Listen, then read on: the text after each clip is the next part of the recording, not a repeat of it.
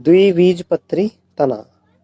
एक प्रारूप शैशव द्विबीजपत्री तने की अनुप्रस्थ काट में निम्नलिखित संरचनाएं होती है। सबसे पहले होती है बाह्य त्वचा। तने की सबसे बाहरी त्वचा है, बाहरी सतह है और यह रक्षी सतह के रूप में काम करती है और यह क्यूटिकल की पतली परत से ढकी रहती है। इस पर बहुकोशिकीय एक पंक्तिक त्वचारोम पाए जाते हैं तथा कुछ रंध्र भी होते हैं। बाह्य त्वचा तथा परिरंभ के बीच कोशिकाओं की बहुत सी सतहें होती है जिन्हें बलकुट कहते हैं। बलकुट के 3 क्षेत्र होते हैं। सबसे बाहरी होता है हाइपोडर्मिस जिसको अधस त्वचा कहते हैं और कोलेनकाइमा।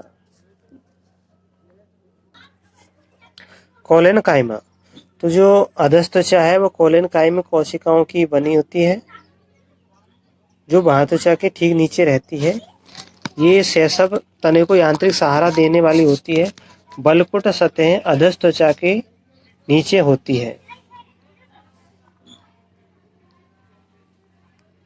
बलकुट जो होती है अधस त्वचा के नीचे पाई जाती है। इसमें गोलाकार पतली भित्ति वाली पेरेनकाइम कोशिकाओं की कुछ परतें होती है। इनमें अंतराकोशिकीय स्थान होता है बलकुटी कोशिकाओं में। फिर इस अंतस्त्वचा बलकुट की सबसे भीतरी सतह होती है जिसको हम अंतस्त्वचा कहते हैं और ये कोशिका नाल के आकार की होती है। इन कोशिकाओं में स्टार्च प्रचुर मात्रा में जमा रहता है, इसलिए इन कोशिकाओं को स्टार आच्छादित कोशिकाएं भी कहते हैं। परिरंभ अंतस्त्वचा के नीचे और फ्लोएम के ऊपर होती है। परिरंभ अंतस्त्वचा और फ्लोएम के बीच में पाई जाती है और परिरंभ में सक्लेरेनकाइम की कोशिकाएं अर्धचंद्राकार समूह में होती है। तो परिरंभ में सक्लेरेनकाइम की कोशिकाएं अर्धचंद्राकार समूह में होती है। संवहन मंडलों के बीच अरीय रूप में विन्यासित पेरेनकाइम कोशिकाओं की कुछ सतह होती है जो मज्जाकिरण बनाती है। बहुसंख्यक संवहन मंडल एक छल्ले का निर्माण करते हैं और संवहन मंडलों का छल्ले के रूप में पाया जाना द्विबीजपत्री तने का प्रमुख गुण है। प्रत्येक संवहन मंडल संयुक्त होता है, मध्य आदि दारुक होता है तथा खुले रहते हैं। संवहन मंडल तने में पित्त केंद्र में होती है। इसमें गोलाकार पेरेनकाइम कोशिकाएं होती है और इन कोशिकाओं के बीच में अंतराकोशिकीय स्थान होता है। ये द्विबीजपत्री तना है।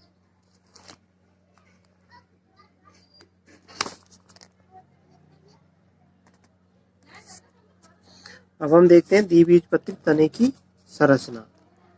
तो यहाँ देखते हैं सबसे बाह्य त्वचा पर बहुकोशिकीय मूलरोम पाए जाते हैं। फिर कोलेनकाइमा से हाइपोडर्मिस, फिर पेरेनकाइमा से कॉर्टेक्स और स्टार पाया जाता है एंडोडर्मिस में और सक्लेरेनकाइम सेल्स पाई जाती है पेरिसाइकल परिरंभ में। ये फ्लोएम है और ये कैम्बियम है और ये जाइलम है। जाइलम प्रोटोजाइलम होता है और पित्त पाई जाती है, इसमें स्थान पाए जाते हैं। और इसमें देखें 2 संवहन मंडलों के बीच में मज्जाकिरण होती है। ये मध्य आदि दारुक होता है क्योंकि सबसे पहले बनने वाला जाइलम केंद्र की ओर होता है। अब हम एक बीजपत्री तने की बात करें तो एक बीजपत्री तने में सारी व्यवस्था द्विबीजपत्री तने के जैसी होती हैं, पर इसमें कुछ फर्क होता है, वो हम देखते हैं। हम देखेंगे कि द्विबीजपत्री एक बीजपत्री यानी द्विबीजपत्री और एक बीजपत्री में क्या अंतर है वो देखते हैं हम कि एक बीजपत्री की बाह्य त्वचा पर मूल रोम नहीं होते, यानी इस पे मूल रोम नहीं पाए जाते, जबकि एक बीजपत्री मूल रोम पाए जाते हैं। एक बीजपत्री में मूल रोम नहीं पाए जाते और द्विबीजपत्री में मूल रोम पाए जाते हैं। तो एक बीज पत्री का है चित्र। फिर इसमें हम देखते हैं कि इसके तने में अधस्थ त्वचा सक्लेरन कायम कोशिकाओं की बनी होती है।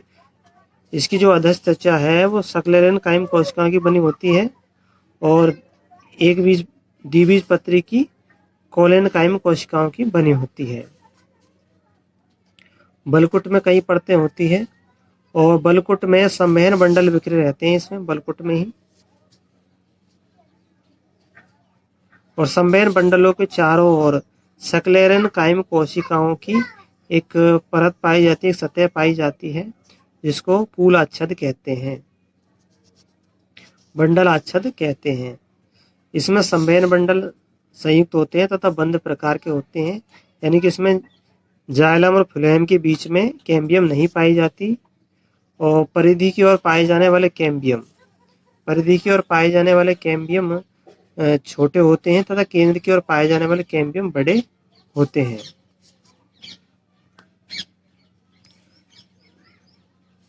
संवहन बंडल में फ्लोएम पेरेनकाइमा नहीं होते।